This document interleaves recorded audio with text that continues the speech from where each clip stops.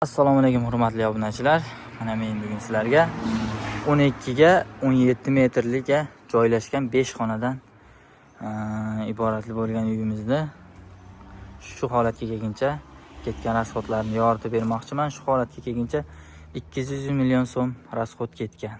Bu albatta beton ishlari, tagida podval ishlari bilan birgalikda. Xo'p, hozir men sizlarga uyni ko'rsataman, keyin narxlarni yoritib beraman. Kanalimizda yangi bo'lsangiz albatta podpisatsiya tugmasini bosing, like bosishni unutmang va 2026-yilda uy solaman degan aka-uka, opa-singillarga jo'natib qo'ying. Xo'p. Kirganda koridorimiz joylashgan. Koridorimiz 1.20. Bundan kirganda detskiy xonamiz tengina bo'lib joylashgan. Xo'p. Keyingi xonamiz spalni yotoqxona bo'lib, buni sanuzellari 1.20 ga 2.5 bo'lib joylashgan. Xo'p, endi mehmonxonani ko'rsataman. O'rtada mehmonxonamiz joylashgan. Mehmonxonamiz albatta podvallari bilan. Mehmonxonamiz 9 ga 380. 380 ga 9. Xo'p, keyin koridorimiz 2 metrlik koridorimiz. Kengina joylashgan bu tarafimiz. Kirganda bu yerda bu xonani xohlasalaring oshxona o'rnida, xohlasalaring mehmonxona o'rnida foydalansalaring bo'ladi. Xo'p, keyingi xonamiz bu yerimiz spalni bo'lib, kattalar uchun yotoqxona. Buni sanuzel, dush, to'yletlari bu yerga joylashgan. Bu yerimiz 2 metrga 3 metrdan iborat. Xo'p, yana bitta narsani ko'rsatmoqchiman. Ustakalarimiz hozirgi zamonaviy pechkalarga, ikki taraflama isitadigan pechkalarga joy tashlab ketishgan. Albatta mana bunday mo'ri tutun chiqish joylari bilan. Xo'p, endi narxlarga keladigan bo'lsak. Xom g'ishtlarimiz 500 so'mdan kelib tushgan.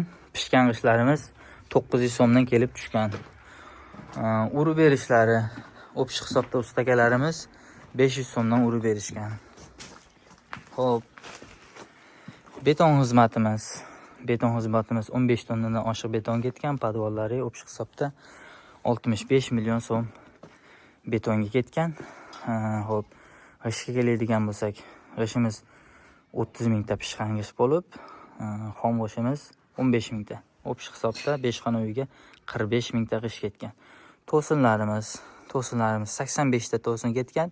30 ming so'mdan to'sinni ustakalarimiz o'rnatib berishgan. Xo'p, endi podval qismimizga kelamiz. Endi bu taraflari